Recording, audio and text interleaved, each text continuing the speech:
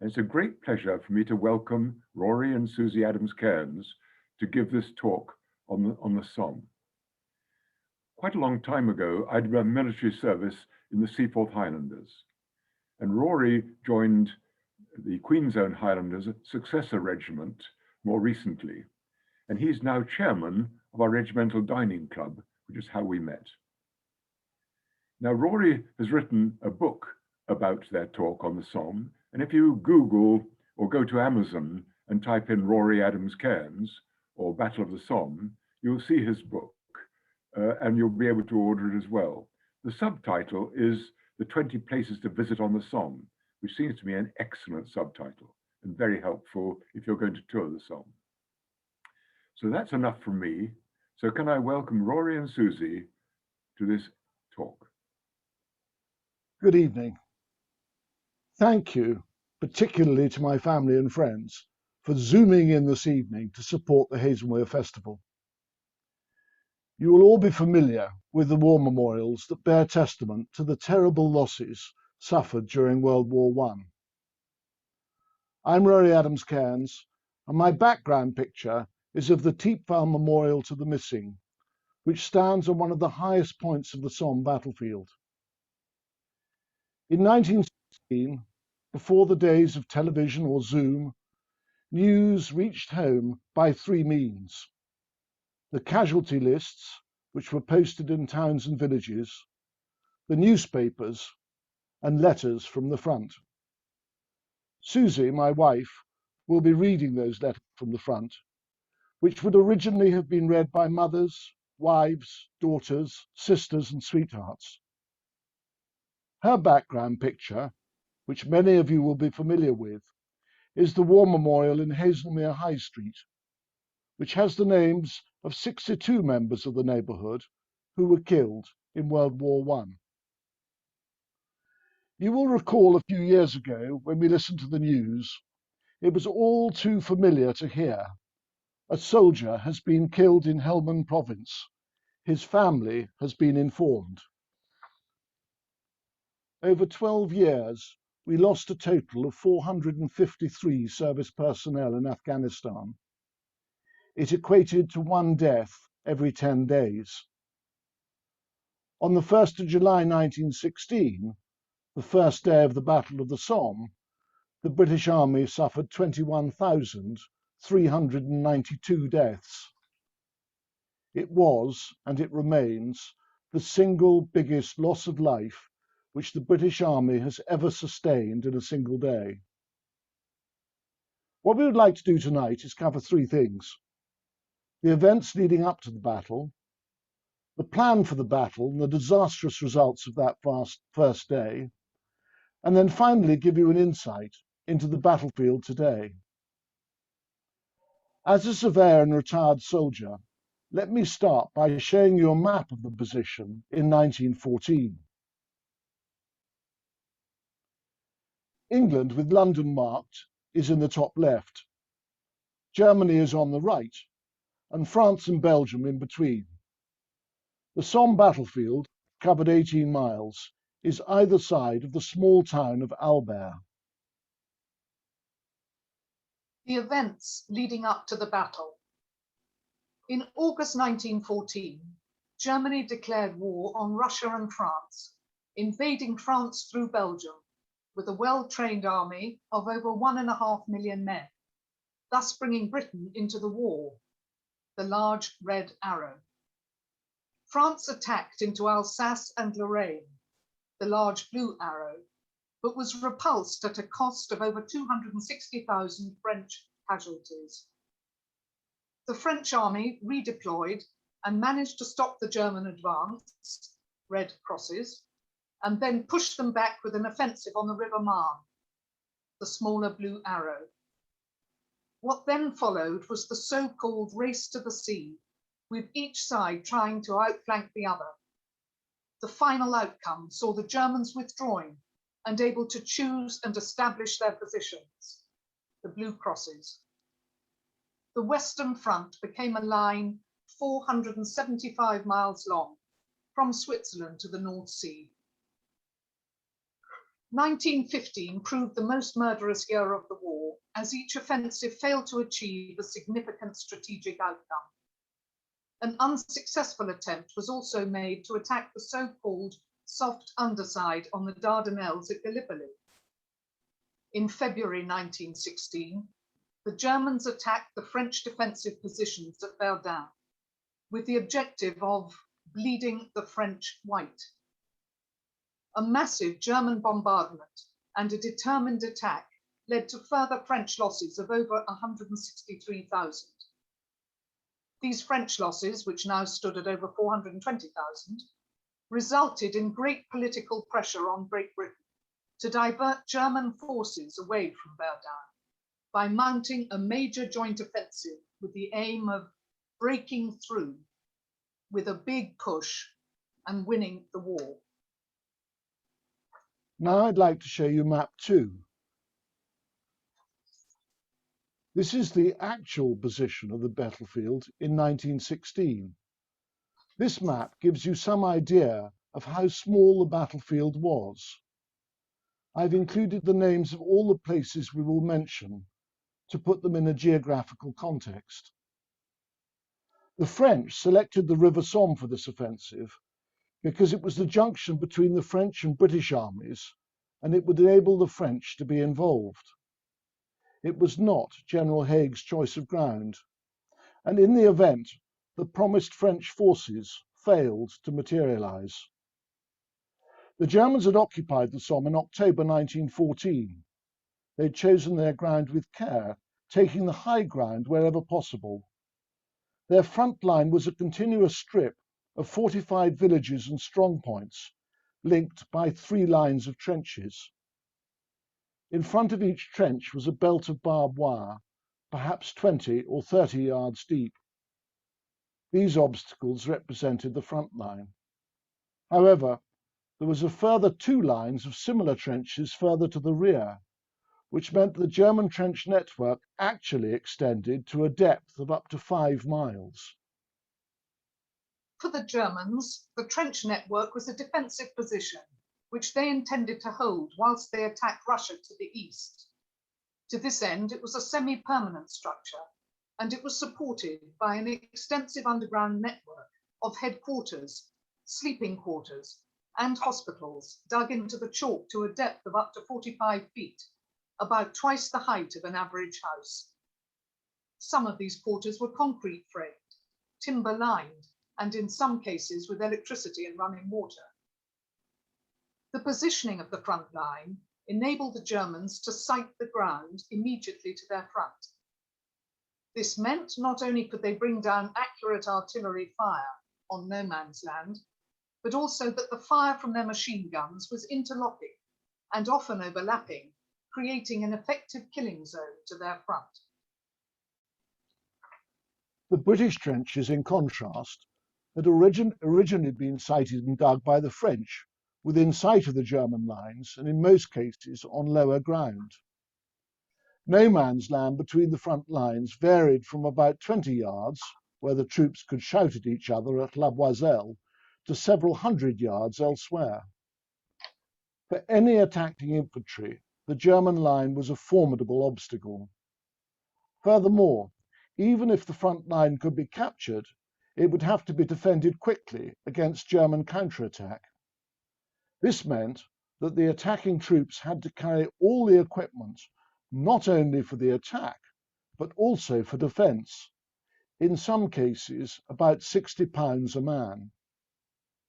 The German troops occupying the Somme were either regular troops or experienced conscripts.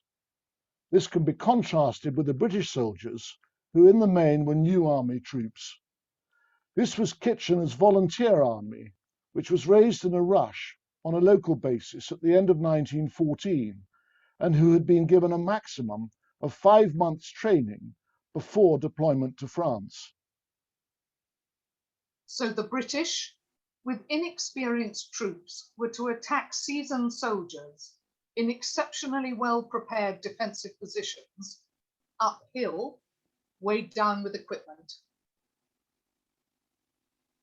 The British plan for the attack was extremely simple. first of all, smash their positions with artillery and underground mines, then overrun their trenches with infantry, and finally attack through with cavalry.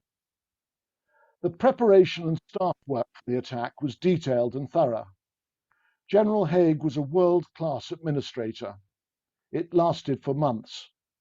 In effect, it was like building a city for 1 million people and 200,000 horses. The British occupied a front of about 18 miles. 500 miles of telephone cable were laid for each mile of front. 9,000 miles in all.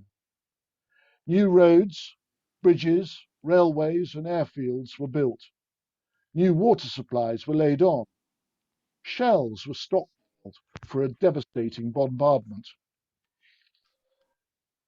The objective of the bombardment was to destroy the German front line, sweep away the wire entanglements, and knock out the German supporting artillery.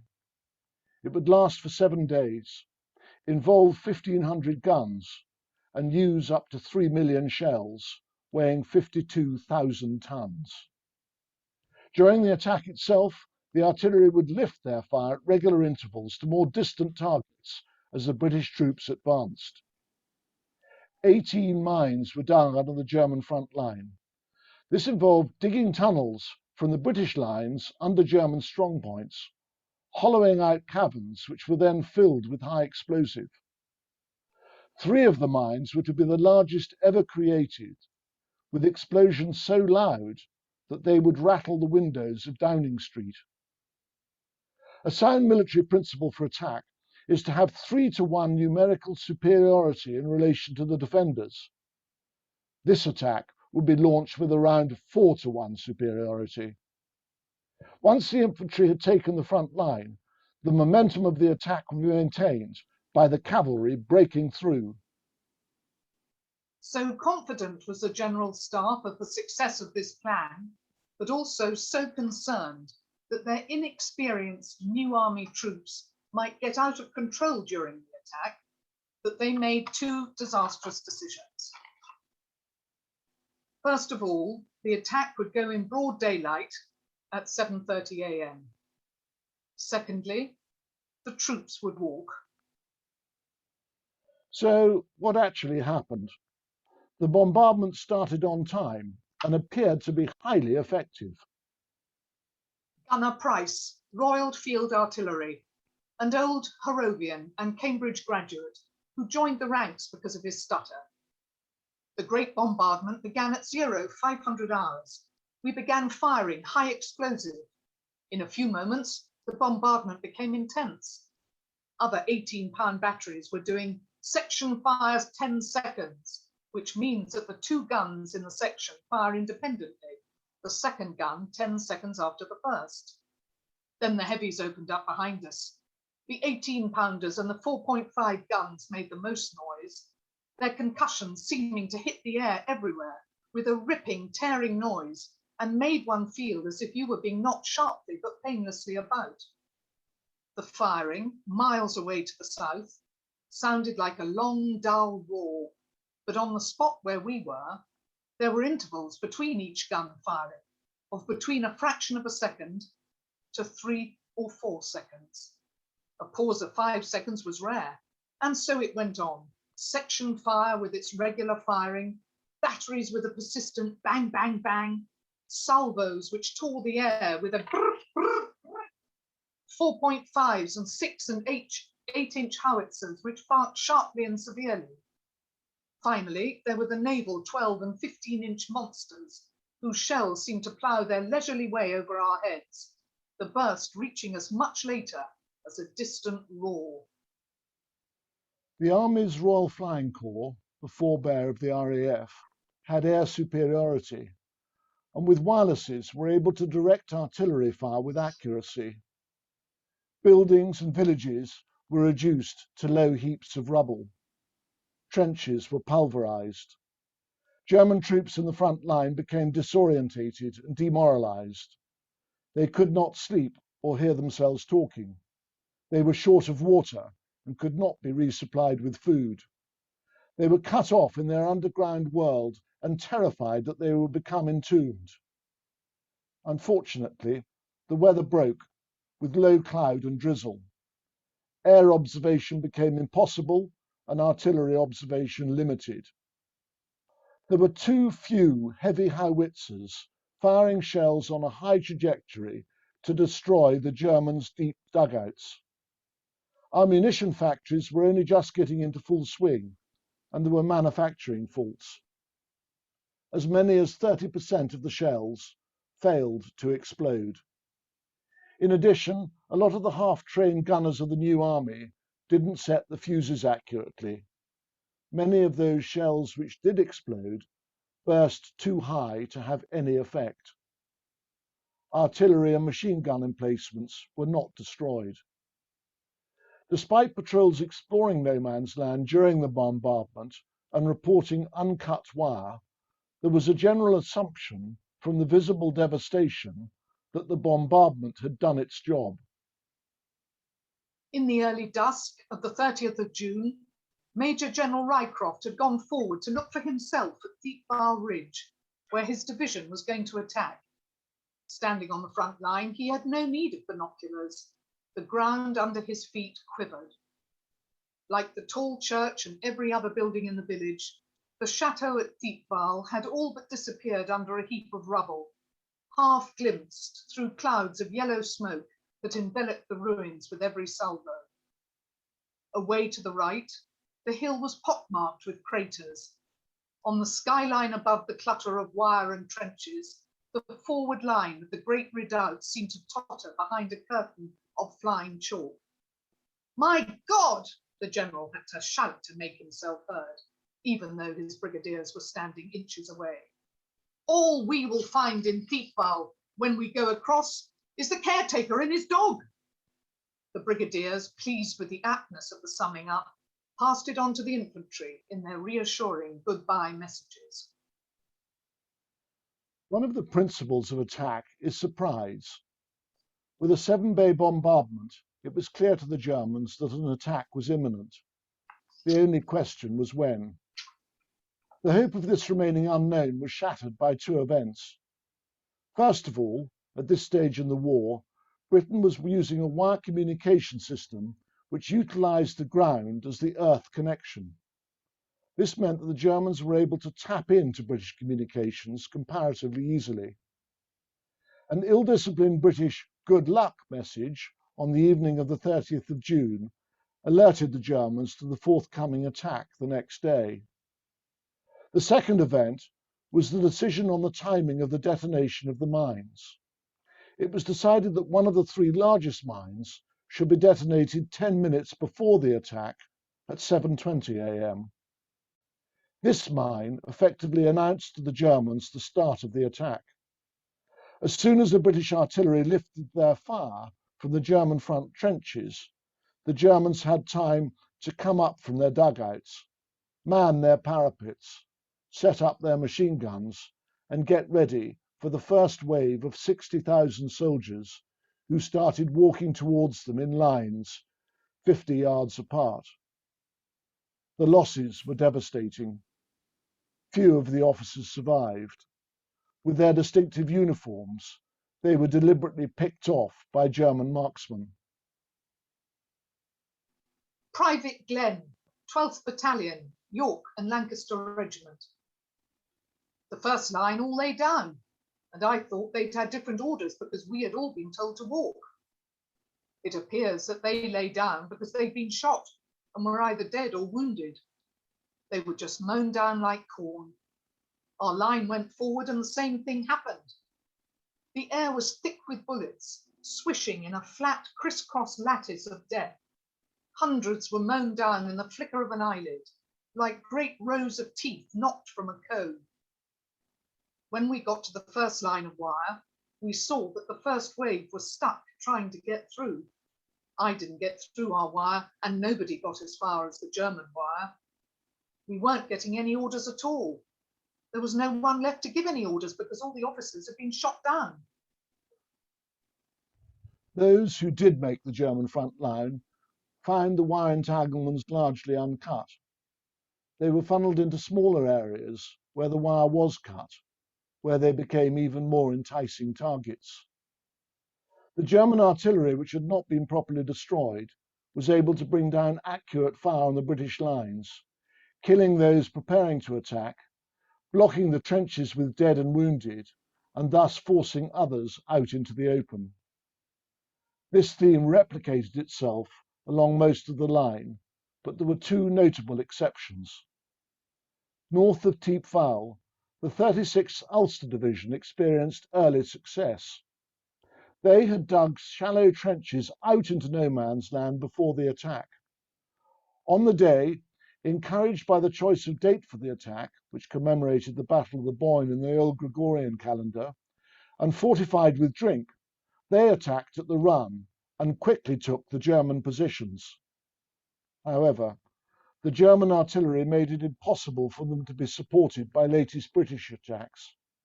They were exposed on the flanks where the attack had failed, and they were subjected to fierce counterattacks. After 14 hours of fighting, those that could were forced to withdraw. There was more permanent success in the south around Fricourt and Mamet, where there were some territorial gains. Even here, however, there was no success in capitalizing on the advance. The cavalry was not utilized, and the few hundred yards of ground won were of greater psychological than strategic value. In addition to the 21,392 dead, of whom almost 2,000 were never found, some 35,000 troops were wounded. In the evening, 100 men of the West Yorkshires were ordered to move forward to Thiepval Wood, having not taken part in the attack. As they neared the wood, between the roar of explosions coming from behind the smoke and fog, was another sound. It was like nothing any of them had ever heard before.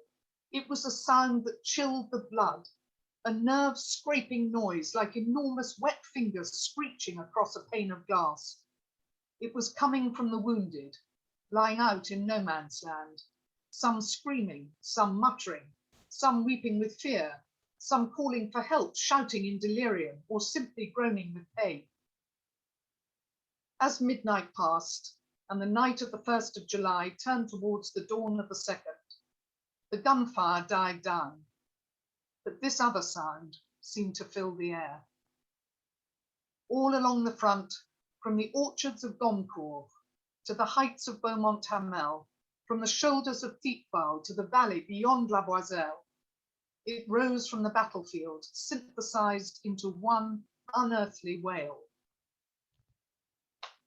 Although casualties had been expected, mass graves dug and hospital trains laid on, no one had anticipated the numbers.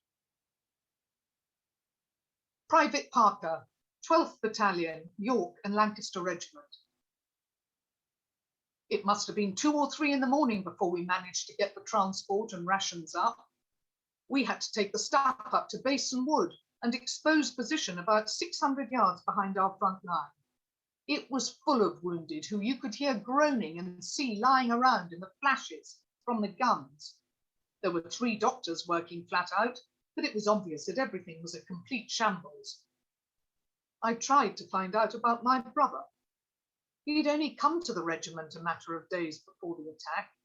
He had joined C Company, but had not had enough time to pal up with anyone, and nobody knew what had happened to him. I never did find out. He must have been blown to smithereens. But chivalry had not died. The morning after the big push, where the attack had failed, unofficial truces broke out. The Germans let British troops move freely in front of their trenches to recover their wounded. In front of Beaumont-Hamel, a young soldier from the Worcesters had crawled out, concealed by the morning mist, to search for a wounded comrade. He had miraculously found him close to the German wire, but was seen by the Germans when the mist suddenly cleared. There was a clatter of rifle bolts, but as both British soldiers looked up, a sharp order was given, and a German officer sprang onto the parapet of the empty trench, enemy trench. He shouted across in surprisingly good English, "You must not stop there with that man. If you want to come in, come along. Otherwise you must go back to your own trenches." And he added, as the boy hesitated, "We will look after your comrade." "I'll go back to my own trenches, sir." He did not stand upright, but crawled back through the shell holes and bodies down to his own lines. No one shot at his retreating back. The Battle of the Somme was to continue for 4.5 months. 90 subsequent attacks were made. Lessons were learnt. Troops and commanders became more experienced, and the territorial objectives of the 1st of July were ultimately substantially achieved. But the battle achieved other objectives as well. It did reduce the pressure on the French at Verdun, with the Germans more than doubling their deployment of troops onto the Somme before the end of July. A German staff officer subsequently described the Somme as the muddy grave of the German field army. It also illustrated that Great Britain was prepared to match the losses which had already been sustained by the French, and it heralded the arrival of the tank, which in time would ensure the ghastliness of static French warfare would be consigned to history. The final cost was 250,000 dead. I would now like to talk to you about the battlefield today. In 1918, at the end of the war, no one anticipated that the Somme would ever be re-inhabited. It was a lunar landscape, scarred with shell craters, wire, unexploded bombs, trenches and shattered tree stumps where woods had once stood, and rubble where there had been villages. The French government declared the area a zone rouge and anticipated it would remain a true no man's land. However, the French peasants came back and reclaimed their fields. They filled in the trenches, cleared the wire and debris, and began farming again. With German restitution funds, the villages were rebuilt, each house being as near as possible on the site it had originally occupied. Over the years, the woods have reseeded themselves in their original ground, and today the scenery would be easily recognisable to the German troops of October 1914.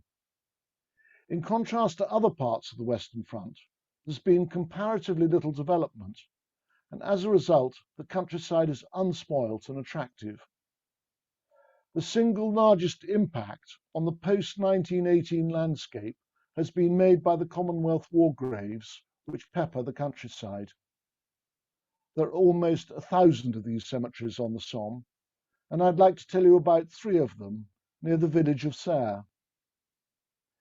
In August 1914, Admiral Fitzgerald founded the Order of the White Feather with support from leading female writers of the day.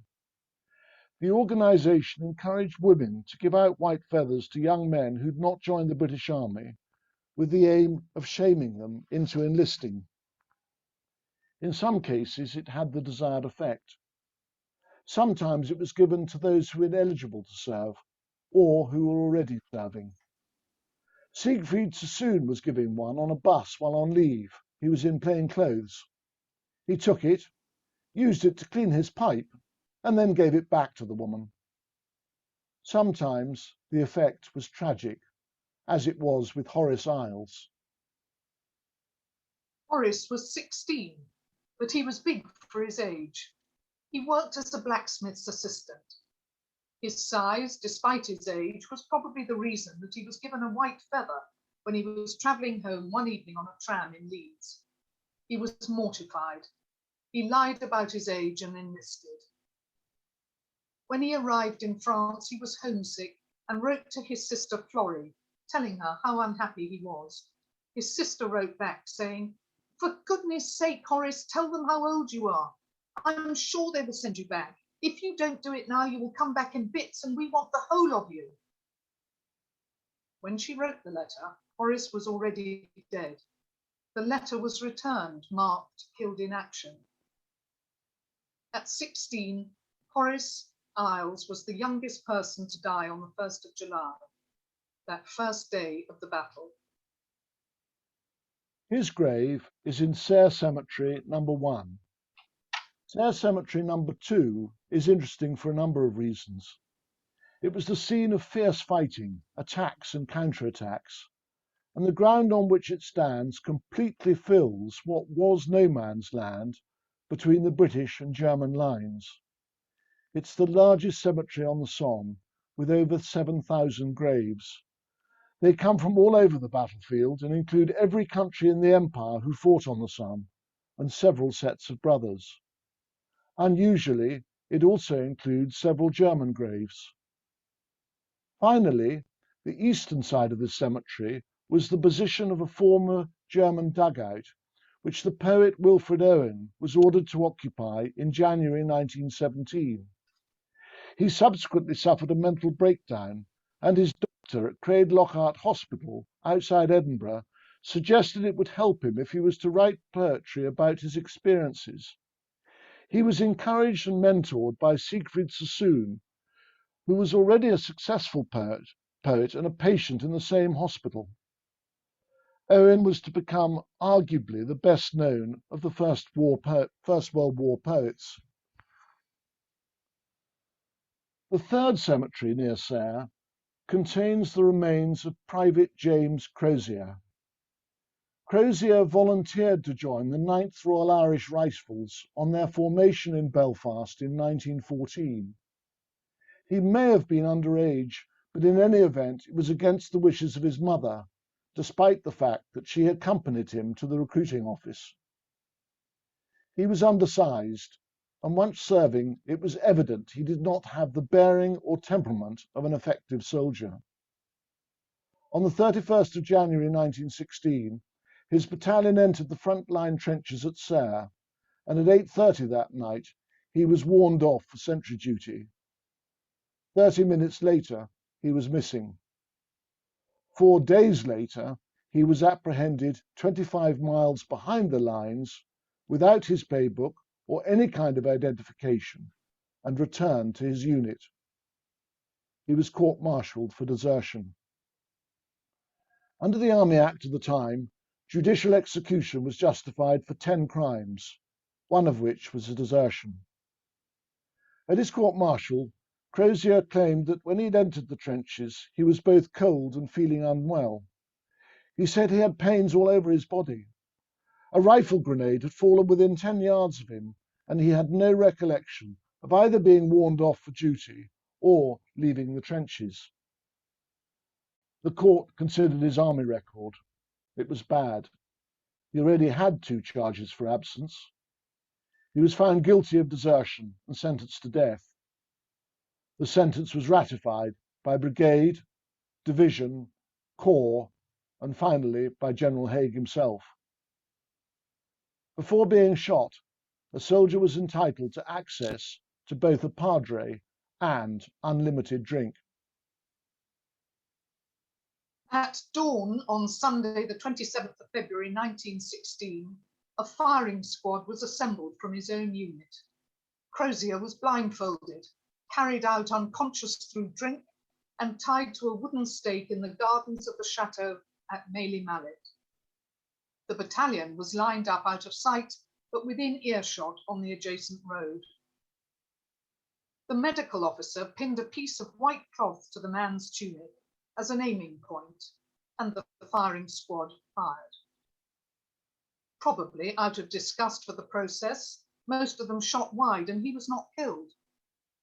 The firing squad was commanded by a junior officer of perhaps 19 or 20 years old, known as a subaltern. As previously ordered, the subaltern dispatched Crozier with a single pistol shot to the head at point-blank range. The battalion was marched back to breakfast. Crozier was cut down and is buried in the 3rd cemetery at Sayre. The full facts were reported to his mother. Although there were numerous VCs won on the Somme, and 9 won on the first day alone, one was awarded a little later to a vicar. His name was the Reverend Theodore Hardy. He became the most decorated non-combatant of the First World War. I'll tell you about the man and the situation on the battlefield, and then Susie will recount the recollections of another young subaltern for whom Hardy risked his life. The man.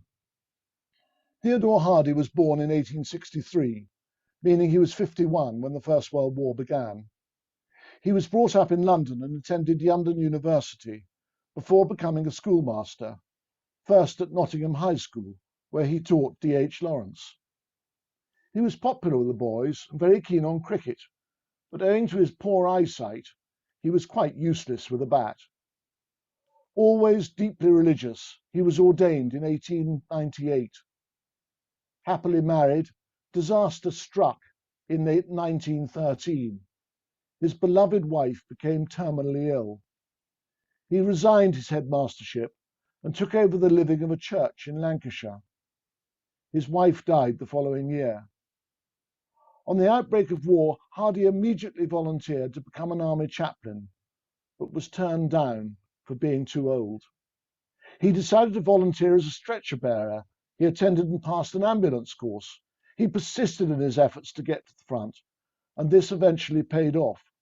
He was accepted as an army chaplain in 1916, the devastation of the Somme having produced a shortage of soldiers and of chaplains. He was posted to the 8th Lincolns. At first, neither the officers nor the men took much notice of Hardy. He was short of stature, quiet, and seemingly rather self-effacing. Then they noticed he was different. He tended to sleep during the day and then take sweets and cigarettes up to the troops in their trenches at night. He talked to them, read and wrote letters for them. Then he took to assisting with the night ration run, a difficult, tiring, and often dangerous undertaking. Finally, he started joining patrols and attacks, either to help with the wounded or administer to the dying. He drove himself relentlessly and was often found asleep in the open, too exhausted to find shelter, either from the weather or from shell fire. When he discovered the neighbouring battalion of the Somerset Light Infantry had lost their padre, he adopted them too. It doubled his workload. His fearlessness, devotion to the men, combined with his quiet manner, won the respect and admiration of the entire division. He became a cherished and much-loved friend, lifting the troops' morale when he bumbled into their trenches with his catchphrase, "It's only me." The men thought of him and referred to him as the unkillable one. Now I want to tell you about the position on the ground. On the 5th of April 1918, Hardy's two battalions, the Lincolns and the Somersets, mounted an attack on the German front line at Rossignol Wood. The attack started well at 5:30 a.m. A creeping barrage and smoke cover had been provided, and the troops advanced behind 11 tanks, although most of them had broken down or been put out of action before reaching the first of the German trenches. Initially, the attack was successful, and the first two German lines of trenches were captured. By midday, French-German reinforcements had mounted a successful counterattack, driving a wedge into the British front and forcing them to withdraw. Hardy was withdrawing with the other troops when he heard screams of pain coming from the German wire. He immediately detached himself from the withdrawal and instead crawled back under enemy fire to see if he could help. Later in the day, as dusk approached, speculation grew in the British trenches that the old man they called the unkillable one would not be returning. Then a small but familiar figure, but without his jacket, was seen coming towards them from the enemy lines. He asked for a volunteer to go back with him to rescue a young officer who had a shattered leg and was caught up and stuck on the German wire.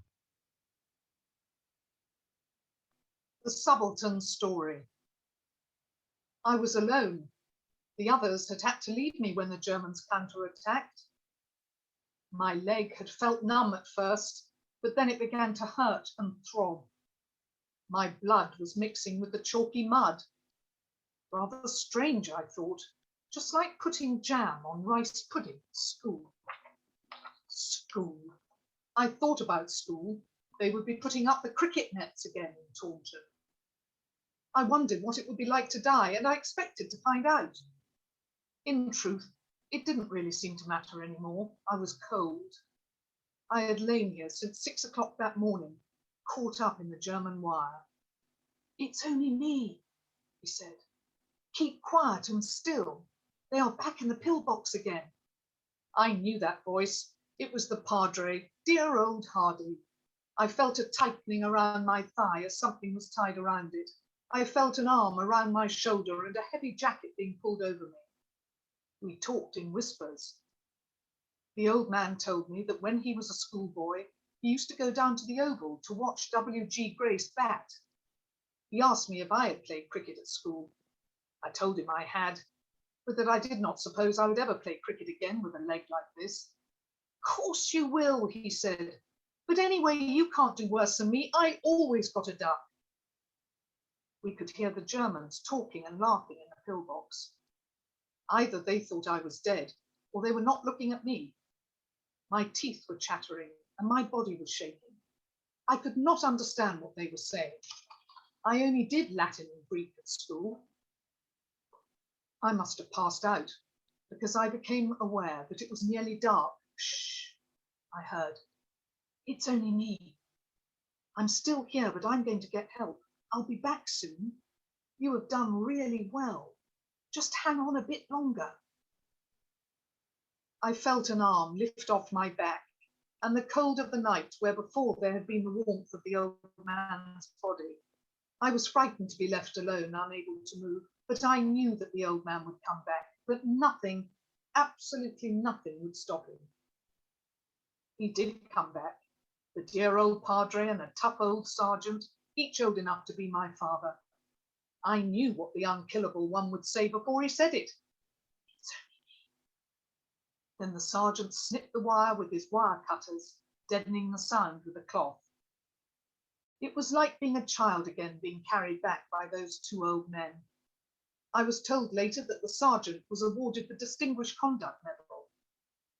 Then I was told that when Colonel had told the Padre he was to get the V.C., he had replied, "I knew nothing of what was going on in no man's land while I was attending your officer. I really think I ought to put in a protest."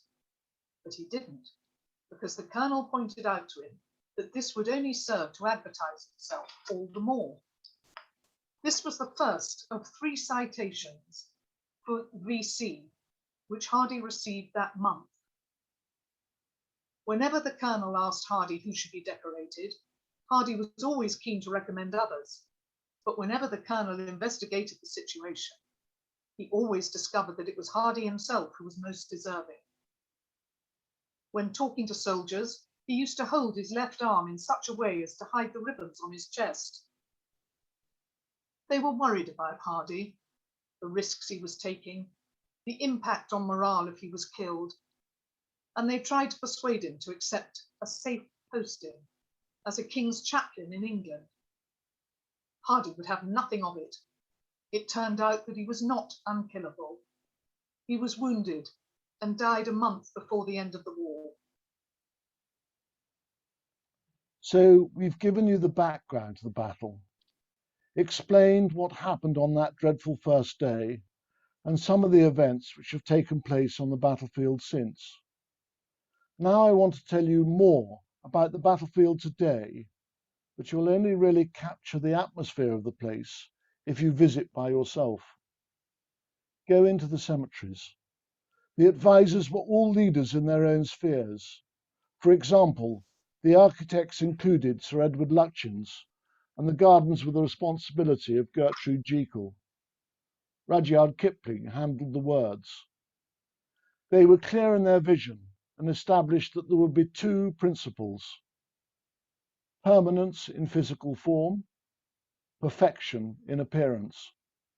There was to be nothing to represent triumph, heroism, or victory.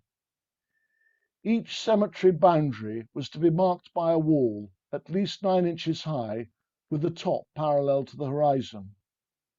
Today, there are over 50 miles of such walls. The headstones are all identical, so there should be no difference for rank, race, or creed. Each stone shows the details of the dead, and where they could not be identified, they record simply, known unto God. Families were contacted and invited to provide inscriptions. Perhaps one of the most moving inscriptions is to be found on Private Thomas Palmer's grave near Gomcourt. I think of it as a mother's prayer. It says, "Will some kind hand on a foreign field place a flower on my son's grave?" Many of the cemeteries with their brick walls and wrought iron gates stand in the middle of fields away from villages or roads. Leading to each of them through the crops are mowed lawn paths. The lawn and the edges are as perfectly cut as any gardener could dream of. The ground on which these cemeteries stand has been given by the people of France, to Great Britain and her allies. All the graveyards are different, stunningly attractive, and unbelievably well maintained. They are all perfect. I hope that as a result of the evening, if you've not already done so, you will visit the battlefields. You will be following in the footsteps of countless others. Before we finish, I'll tell you about one mother who visited her son's grave for the first and only time in 1921. This mother was called Mrs. French. Her son was a 20-year-old private in the Seaforth Highlanders. Mrs. French had always wanted to visit her son's grave, but it was too far away and too expensive for her to contemplate. Then she saw an article in the Northern Scot explaining that she could apply for a grant to visit her son's grave under the auspices of the YMCA. She immediately wrote to the address in London and received a form to be completed by her minister, who had to explain about her financial circumstances. She was awarded a grant for the journey of £13, 5 shillings and 10 pence, and given a passport on which was recorded the name of her son's cemetery and the position of his grave. Mrs. French travelled by train from Morayshire in Scotland to Dover via London, by ship and then another train to the ruins and desolation of the battlefield. Next day, she was taken by car to the cemetery. I had never been in a motor car before. We stopped the car by a rutty track and then crossed several ploughed fields on foot before reaching the lonely little spot I had travelled so far to see. My kindly young guide said in a husky whisper, "Give me your passport and I will find your grave." Of the all too few minutes, precious to mothers beyond all others, I cannot write lucidly. I forced myself to look about me and try to memorize the scene, for in all human probability, I shall never see it again. It lies on the ridge of a long bare slope, below which the war had raged bitterly and for many months. Away across a wide valley arises another ridge, and in every direction, as far as the eye can reach, rise the white columns of stone erected in each of the British cemeteries at the cessation of hostilities. All round lie trenches, which in course of time will no doubt be filled in. The crosses vary according to regiments, the Seaforth cross being the plainest of all, small and black, with metal strips on which are stamped the names and battalions of the men, and also the date of death. My son was sharing his cross with 6 other Seaforths. I do not think there are more than 100 men buried in the cemetery altogether. A strand or two of barbed wire encloses this quiet and lonely little area where surely our boys sleep as quietly as they would at home in our own churchyards in Morayshire. I had brought a wreath of holly from home, made for me by a father who had given 2 sons as well as a grandson to his country's cause. On my other children's behalf, I had purchased a lovely cross of white flowers, which they wished me to lay on their brother's grave. With numbing fingers, I tied my white cross and my holly wreath to that other cross. Then I took my last lingering farewell and turned away. Make your own pilgrimage. Look at the huge Lutyens Memorial at Thiepval, which you see behind me. It is the largest Commonwealth memorial in the world. It stands 140 feet high, dominating the battlefield, and sits on a concrete raft 19 feet thick, which bridges the tunnels and dugouts of the old German front line. It is a massive tower, penetrated by arches, supported by 16 wide pillars, which provide enough wall space for the inscription of the 72,000 soldiers' names who have died but have no known graves. It is considered by some to be the greatest bit of British architecture of the 20th century. If you take time and care, you will find the names of 6 soldiers whose names also appear on the Haslemere High Street Memorial. Look at the huge crater left by the mine at Blaboiselle. Walk along the preserved trenches at Beaumont-Hamel, where one regiment was completely annihilated on the 1st of July, and the 51st Highland Division Memorial commemorates finally achieving their objective only 150 yards away 4 months later. Go and stand by the chateau at Meilly-Mallet and the pillbox in Rossignol Wood, and think about Private Crozier and the Reverend Theodore Hardy, VC, DSO, MC. Ponder the pain and suffering of thousands and thousands of women like Mrs. French. Think about the cost young soldiers pay with their lives for peace. Thank you for listening this evening. Good night.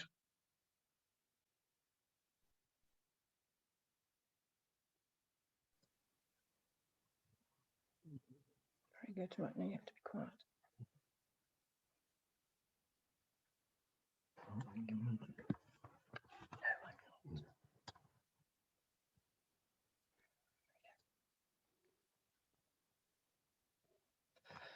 Rory, Susan, thank you so much. What a wonderful, wonderful talk. So poignant.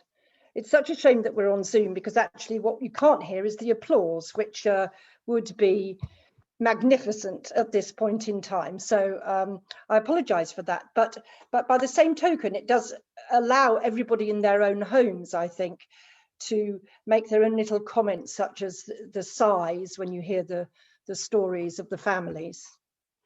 For those who don't know, my name is Melanie Odell, and I'm president of the Haslemere Educational Museum, where many of the talks are being held.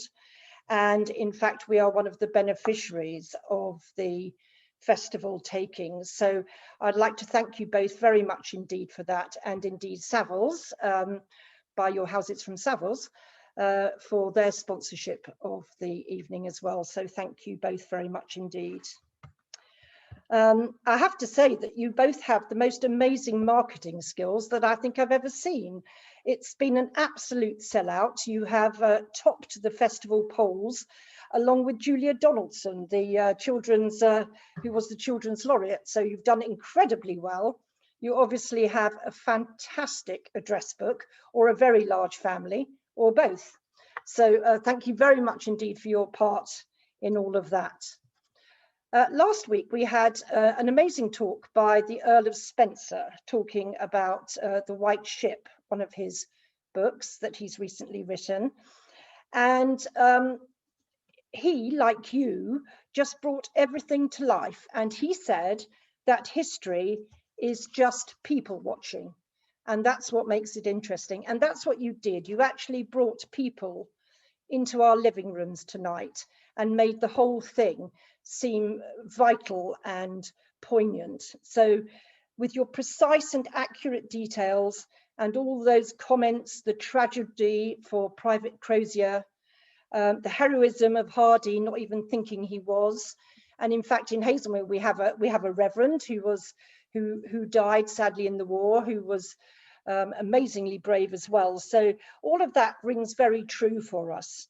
And in Haslemere, we commemorated the 100th anniversary with wreaths on the homes of our fallen, on the houses of our fallen. And it was incredibly moving to go about the town and see on some houses 2 wreaths, 3 wreaths for sons that had gone off and never returned. So it serves to remind us of the sacrifices that our community made, which enable us to live as we do today. You have painted pictures for us to remember, and we thank you heartily for an incredible talk. I'd just like to remind those watching, if you're into military history, that Hamish, the father of the festival, will be giving a talk on Wednesday at 2:30 on World War II, the Coral Sea and Midway. I'm sure he'll be very good, but tonight has been exceptional. You've been a charming pair to work with, an absolute delight, and I'd like to thank you both immensely. And I'm going to clap because you won't hear anybody else. Not my husband. There we are. So thank you very much. Thank you to everybody who's come to the talk tonight. We hope you've enjoyed the evening. I'm absolutely sure that you have. It's been phenomenal. And so I'd just like to say good night and thank you. Thank you very much. Yeah.